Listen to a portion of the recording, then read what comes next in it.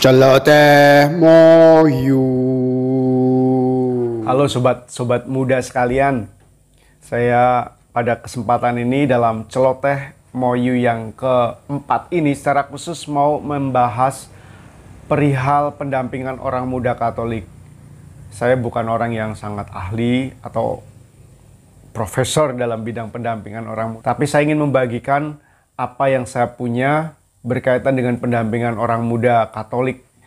Sejak tahun 2006 saya berkecimpung di sana. Saya dulu pernah terlibat dalam pendampingan orang muda dan terima kasih kepada Komisi Kepemudaan Keuskupan Agung Palembang untuk melibatkan saya dalam banyak kegiatan. Sampai saat ini saya juga masih terlibat, walaupun tentu bentuk keterlibatannya tidak seperti dulu. Kalau dulu sering kesana sini, ketemu orang muda, pendampingan, tapi sekarang mungkin lebih banyak memotivasi, memberi inspirasi, lalu juga menuliskan hal-hal yang kira-kira membantu banyak orang muda, pendamping-pendamping orang muda untuk berjalan bersama dengan orang muda. Dan dari perjalanan sejarah itu, saya menyadari bahwa pendampingan orang muda itu sangat dinamis.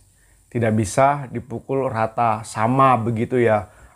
Corak mereka, gaya mereka, karakter mereka itu berbeda-beda, sehingga kita tidak punya hukum yang sama untuk semua orang muda di satu keuskupan atau di satu negara ini. Tetapi paling tidak pengalaman-pengalaman perjumpaan tadi memberi inspirasi bagaimana kita memikirkan pendampingan orang muda. Mengapa bagi saya pendampingan orang muda sangat signifikan dan penting? Kita tahu di negara kita ini ada persoalan mendasar yang harus kita cermati. Yang pertama menyangkut situasi yang selalu menjadi trending topik, yakni masalah radikalisme dan juga intoleransi. Saya rasa pendampingan orang muda akan memberi kontribusi banyak untuk orang muda Katolik, bagaimana kita mewujudkan toleransi dan juga akan teman-teman untuk akhirnya bersikap moderat, menjadikan orang-orang muda yang lebih nasionalis. Lalu ada fakta lain yang perlu kita sadari juga, di banyak tempat di belahan bumi ini dari data-data penelitian mengungkapkan bahwa orang-orang muda zaman sekarang banyak yang memutuskan untuk hidup sebagai orang-orang yang sekularis. Orang-orang yang memutuskan untuk memisahkan masalah keagamaan dengan kehidupan sehari-hari. Bahkan banyak orang muda yang cenderung untuk menerima Yesus tetapi tidak mau ke gereja.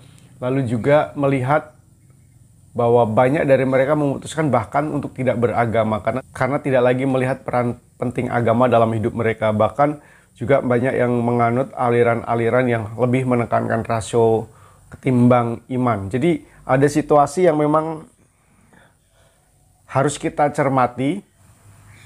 Zaman ini banyak orang muda punya tendensi untuk meninggalkan sense of religiusnya dan beralih ke hal-hal yang sekular.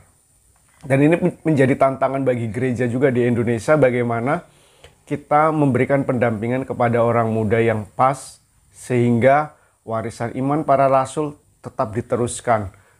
Bahkan di zaman ini generasi-generasi berikutnya memiliki jangkar iman yang kokoh dalam menghadapi tantangan kehidupan. Maka dalam konteks ini saya ingin membagikan pengalaman-pengalaman saya, hasil bacaan, hasil diskusi, dan juga penemuan-penemuan tentang metode-metode yang mungkin berguna untuk kita semua.